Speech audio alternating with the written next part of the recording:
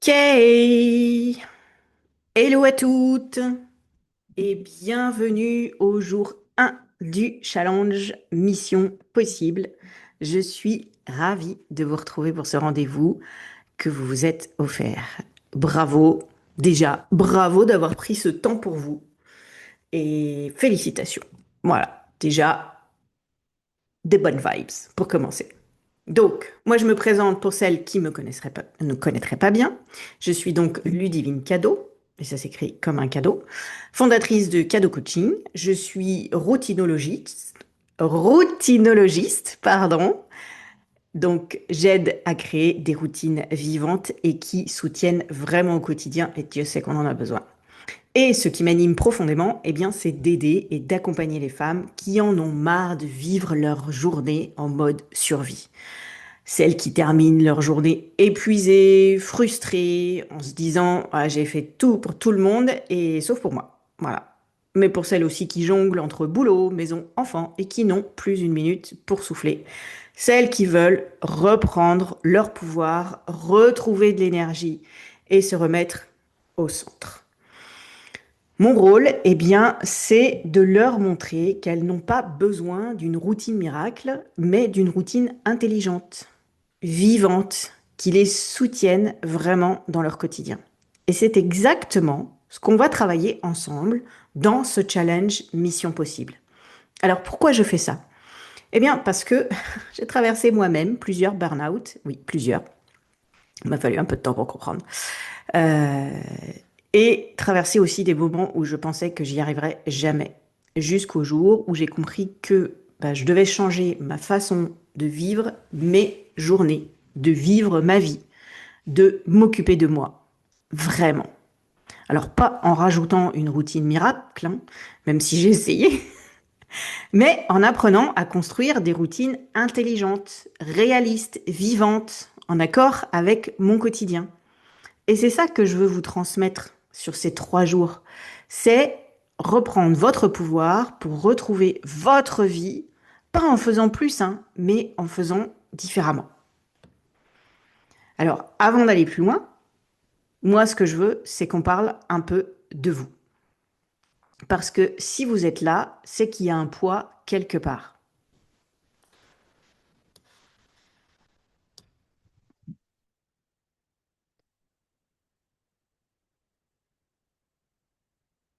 Virginie est arrivée. Allô Virginie, merci d'être là. Coucou, je sais pas si vous m'entendez bien. Si, si, très bien, Ouais, ok. Bon, je mettrai peut-être ma caméra de temps en temps, mais là, pas de Ouais, souci. attends, je vais voir si ça passe, s'il y a suffisamment de réseau. Non, Ça mais va? sinon, tu restes en faire plaisir de te voir. Voilà, c'est ça. Puis je couperai le micro parce qu'il y a un petit peu de vent. Donc, Ok. voilà. Mais je suis là. Donc, je disais, avant d'aller plus loin, je voulais parler un peu de vous. Parce que concrètement, si vous vous êtes inscrite et que vous regardez cette vidéo, c'est qu'il y a un poids quelque part.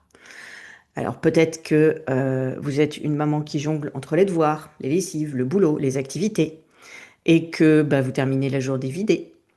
Peut-être que vous êtes salarié et que vous avez l'impression d'enchaîner métro, boulot, dodo sans jamais trouver un moment rien que pour vous. Peut-être que vous êtes entrepreneur, que vous bossez de chez vous et que votre do list ne se termine jamais avec aussi la culpabilité bah, de ne pas avancer assez. Peut-être que vous êtes maman solo et que vous n'avez juste pas le luxe de vous arrêter, même quand vous tombez de fatigue. Ou encore, maman en couple, mais qui porte clairement 80% de la charge mentale, parce que ça va plus vite quand c'est moi qui gère. Et peut-être que, comme moi, vous avez frôlé le burn-out, ou que vous en sortez à peine, et que eh ben, vous avez surtout pas envie de revivre ça. Et ce qui rend cette charge mentale encore plus difficile, eh ben, c'est son côté insidieux. Elle se glisse dans les moindres détails de notre quotidien. À la maison, chaque petite décision à prendre. Au boulot, dans chaque email qui attend une réponse. Dans la tête, quand on planifie, qu'on anticipe, qu'on organise pour tout le monde. Et souvent, ça va main dans la main avec le perfectionnisme. Vouloir tout bien faire, ne rien oublier, donner le meilleur de soi. Et aussi avec cette pression invisible des standards de la société. Être une maman parfaite, comme celle qu'on voit sur Instagram, être une compagne attentionnée, une professionnelle efficace, et puis une femme qui prend soin d'elle et qui gère tout. Bah oui, parce qu'on a des journées de 42 heures, c'est bien connu. Et vous, eh ben, vous faites de votre mieux. Le problème, c'est qu'à force de vouloir tout cocher, tout porter, eh ben, vous vous oubliez vous-même. Et malheureusement, c'est pas tout. Cette fatigue, cette charge, elle ne s'arrête pas à la tête. Elle finit par s'imprimer sur notre corps. Des tensions, des douleurs, des insomnies, des kilos émotionnels. Elle attaque aussi notre estime de nous-mêmes. On se dit qu'on n'est jamais assez. Elle ronge notre amour de soi. Tu passes après tout le monde et après tout, tu ne t'autorises quasiment plus aucun plaisir parce que c'est pas le moment. Et la charge mentale, elle peut même fragiliser le couple, le désir, notre vie de femme. Et au fond, on sent bien que ce n'est plus une vie. Ce qu'on sait, c'est qu'on veut autre chose, mais on ne sait pas par où commencer. Et le problème, c'est quand on est seul avec toutes ces pensées-là, eh ben, ça devient encore plus lourd. Parce qu'on n'a personne pour alléger cette charge invisible. On n'a personne qui comprenne vraiment à quel point ça pèse. Alors, bah, on continue.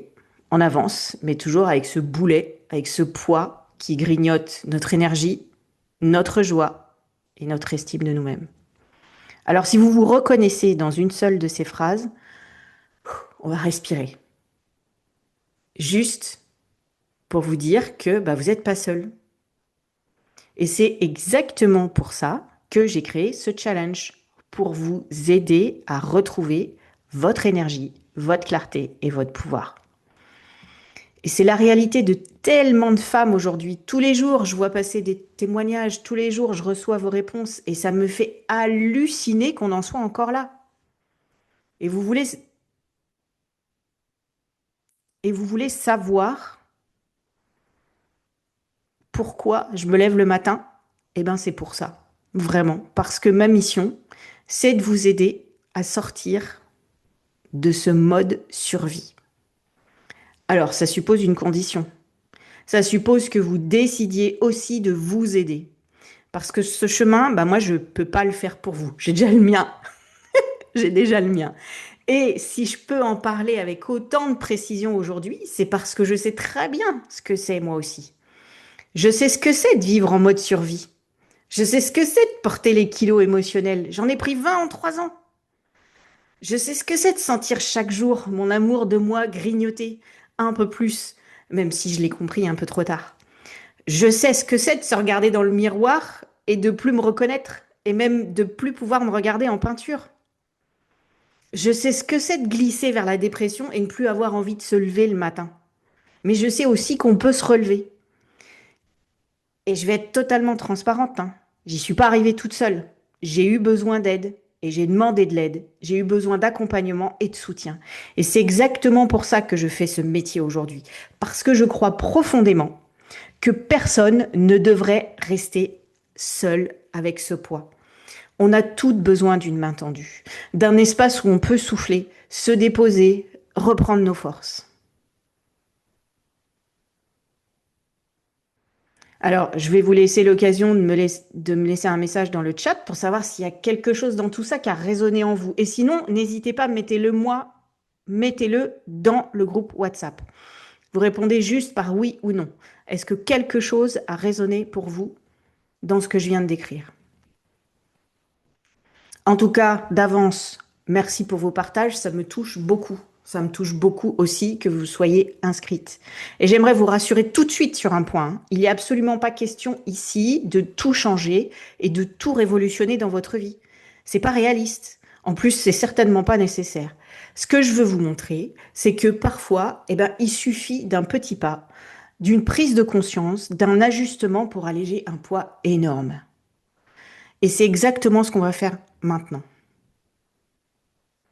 Et il y a une dernière chose que je veux vous dire, une nuance qui est quand même importante que je veux poser ici. Vous n'êtes pas coupable de cette charge. Vous n'êtes pas faible ou désorganisé. Je répète, vous n'êtes pas coupable de cette charge et vous n'êtes pas faible ou désorganisé. Par contre, vous êtes responsable de la façon dont vous choisissez de répondre à cette charge. Et c'est une excellente nouvelle, parce que ça veut dire que vous avez du pouvoir, même quand vous croyez ne plus en avoir. Voilà. Alors aujourd'hui, eh bien, on va poser la première pierre.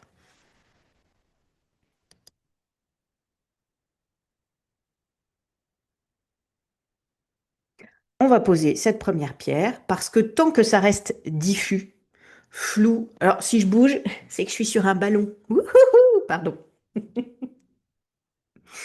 Euh, Parce que tant que ça reste diffus, flou, invisible, eh ben, vous continuez à subir.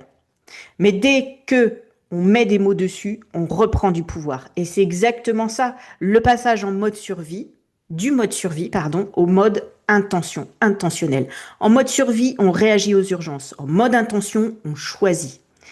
Et c'est exactement ce basculement qu'on commence à activer aujourd'hui. Donc on va maintenant entrer dans le cœur de notre thème du jour, identifier ce qui vous épuise vraiment. Je bois un coup.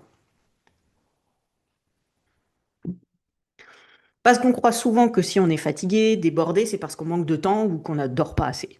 Bah non. Le problème, c'est pas le temps. Le vrai problème, c'est la charge invisible. La charge invisible, c'est tout ce qu'on porte en permanence là-haut. Les choses à anticiper. N'oublie pas de. Les micro-décisions à prendre en continu. Qu'est-ce qu'on mange ce soir, par exemple? Les mails, les notifications, les demandes des autres.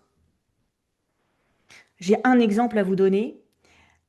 Début de semaine dernière, ma fille était avec son père. Elle a été malade. Il a quand même fallu que je passe le coup de fil pour avoir des nouvelles de ma fille. Ensuite, pour dire, ça serait peut-être bien d'aller chez le médecin, ça fait quelques jours que ça dure. Et bon, après, ça s'est bien passé. J'ai le médecin qui m'appelle, parce que le médecin m'appelle moi. Il a vu mon mari, mais il m'appelle moi, qui me dit, après analyse au labo, que ma fille a besoin d'un petit traitement antibiotique sur 3 jours. Il y a 6 cachets à prendre sur 3 jours. L'occasion a fait que j'étais avec ma fille et que donc on est passé à la pharmacie. Et je ramène ma fille à son père. Donc ma fille, 13 ans, mais ça reste une enfant quand même, je lui avais quand même dit 2 cachets à prendre par jour pendant 3 jours. Je retrouve son père, je lui dis, en lui laissant l'ordonnance, la boîte de médicaments, je lui dis, bah voilà, le médecin m'a appelé, blablabla, il faut qu'elle prenne 2 cachets en une seule fois sur 3 jours. Le lendemain matin, je ne croyais pas mes yeux. Le lendemain matin, je reviens la chercher pour l'emmener à l'école. Qu'est-ce que je vois pas? Un seul cachet a été pris. Je dis, mais c'est pas possible. C'est écrit sur la boîte. C'est dit à ma fille. Il y a l'ordonnance. C'est dit à son père. Je pense que là, vous imaginez tout à fait, parce que c'est quelque chose, si c'est pas exactement ça, c'est certainement quelque chose que vous vivez très régulièrement, mais une espèce de, vous savez, l'emoji avec le cerveau qui explose intérieurement là. Il y a un truc qui pète, qui lâche. Eh ben, ça, c'est exactement cette part de charge invisible. C'est un très bon exemple, à mon sens. C'est donc toutes ces choses qu'on a en permanence dans la tête. Donc même si je suis pas à m'occuper de ma fille, eh ben, quelque part, il faut que je pense à vérifier qu'elle a bien pris ses médicaments. Voilà. C'est comme si mon cerveau, il avait 15 onglets ouverts en arrière-plan. Alors ça peut fonctionner, hein, mais le problème, c'est qu'on finit par être constamment ralenti, épuisé, qu'on consomme une énergie folle pour maintenir tout ça en marche. Et ce qui est insidieux, c'est que ça se voit pas. De l'extérieur, on donne l'impression qu'on gère, qu'on tient, et puis à l'intérieur, par contre, c'est en mode survie, hein. Et là, les neurosciences, elles nous montrent quelque chose de très intéressant. Elles nous montrent que notre cerveau consomme une énergie énorme pour retenir et anticiper. Cependant, notre cerveau, il a une capacité de mémoire de travail très limitée, environ 7 éléments en moyenne. Au-delà, il sature. Et donc, chaque fois qu'on garde une tâche en attente dans la tête, assortie d'un il faut que je, trois petits points, compléter la phrase, eh ben, on consomme une énergie mentale, même si on n'agit pas. Et ça s'appelle, là, c'est le côté théorie pure, ça s'appelle l'effet Zeigarnik. Vous avez intérêt à le retenir parce que je vous poserai la question demain. Non, je rigole. Notre cerveau, il reste en alerte tant que une tâche n'est pas terminée. Résultat, à force d'empiler, eh ben, on vit avec un cerveau qui tourne en continu, comme un ordinateur avec une vingtaine d'onglets ouverts. Ça fonctionne, mais ça rame, ça chauffe et ça s'épuise. Donc le simple fait de mettre à plat, d'écrire, de nommer ce qui nous épuise, ça libère de la place. C'est comme je ferme les onglets sur mon ordinateur. Tout d'un coup, ouais, on respire. Et c'est pour ça que la première étape de ma méthode ici, c'est identifier. Parce qu'on ne peut pas transformer ce qu'on n'a pas nommé. Alors maintenant, je vais vous inviter à passer de la tête justement au papier ou à un carnet, une feuille, un téléphone, ce que vous voulez. Je vous propose d'écrire une seule phrase qui commencerait par ce qui m'épuise le plus en ce moment dans ma rentrée, c'est trois petits points. À vous. Vous laissez venir spontanément, il n'y a pas besoin de tourner autour, hein. Même un seul mot suffit si c'est ce qui sort. OK? Donc là, vous allez mettre la vidéo en pause si vous regardez en replay et vous répondez, vous finissez la phrase. Ce qui m'épuise le plus en ce moment dans ma rentrée, c'est. Et surtout, n'hésitez pas à partager dans le groupe WhatsApp pour déjà vous sentir moins seul, parce que vous serez certainement pas la seule à ressentir ce que vous ressentez. Ça, c'est évident, sinon on ne serait pas là ce midi. Et après, pour aller un peu plus loin, je vous propose une deuxième question. Si je devais choisir une seule chose à alléger en ce moment, ce serait trois petits points. Encore une fois, une phrase suffit, un mot. Vous l'écrivez. Vous la couchez sur papier. Vous la sortez de votre cerveau, vous la faites exister par un crayon sur le papier ou par des lettres sur votre écran. Et encore une fois, partagez dans le groupe WhatsApp, c'est toujours enrichissant de partager. Il n'y a pas de honte à avoir, il n'y a pas de culpabilité. On est là pour ça, pour se soutenir. Alors, d'avance, un grand merci à celles qui partagent parce que ce que vous écrivez, ce ne sont pas que des mots. C'est déjà, c'est déjà une transformation. Parce que ce qu'on met en lumière, on arrête de le subir. Alors, bravo à toutes pour vos partages parce que ça, c'est vraiment puissant.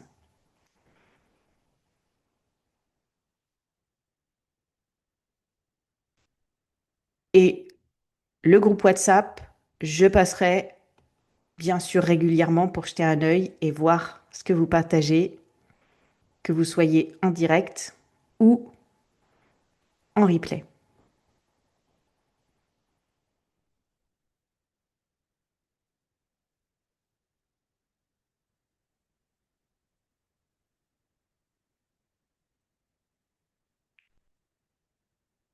Donc voilà, bravo. Vous venez de poser la première pierre, identifier ce qui vous épuise vraiment. Vous avez vu, hein, c'est simple, mais c'est hyper puissant. Et je veux vous dire une chose que vous avez peut-être pas entendue assez souvent. Bah, je suis fière de vous. parce que vous avez le courage de mettre des mots, et ça, c'est énorme.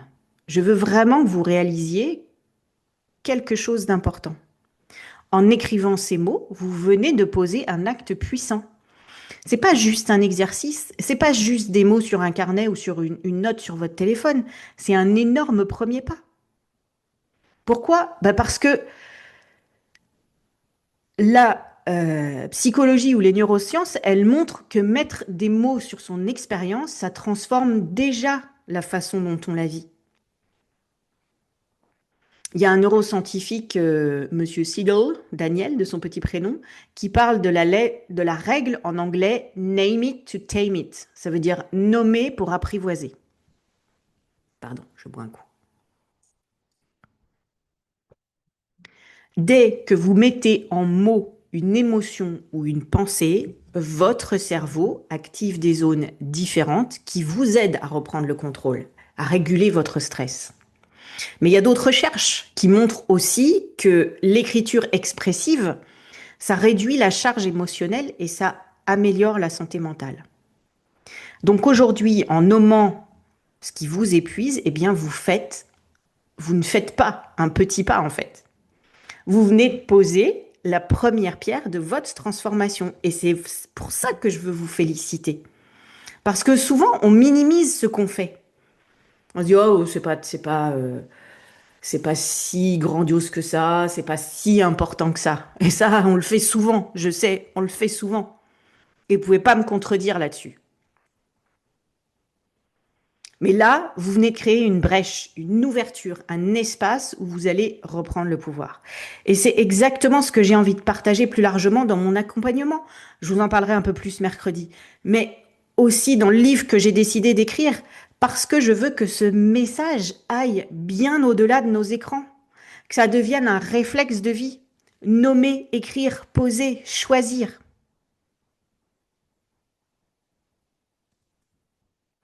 Alors demain, on va passer à l'étape 2.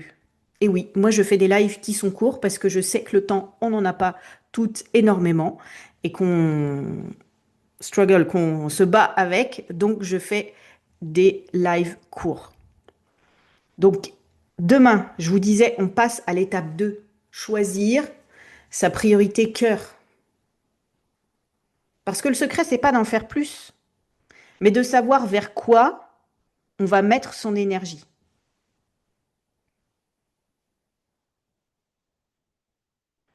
Donc, si vous voulez partager votre phrase ou juste échanger, n'hésitez pas, pour celles qui ne l'ont pas fait, à nous rejoindre dans le groupe WhatsApp. Je passerai y répondre, bien sûr. Et je vous l'ai mis dans le dernier mail.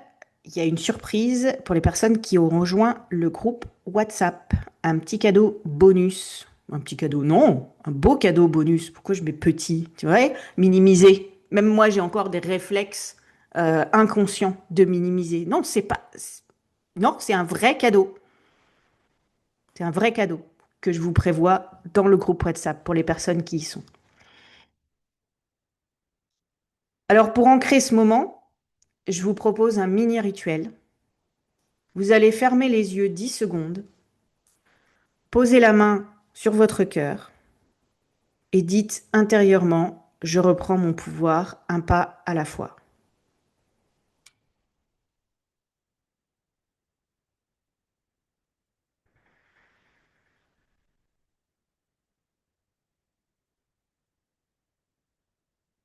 Voilà. Ces micro-gestes, c'est déjà de la routinologie en action. Des gestes simples, mais qui changent l'énergie de votre journée. Alors, merci pour ce moment et souvenez-vous, nommer, c'est déjà commencer à transformer. On se retrouve demain à midi. Salut les filles!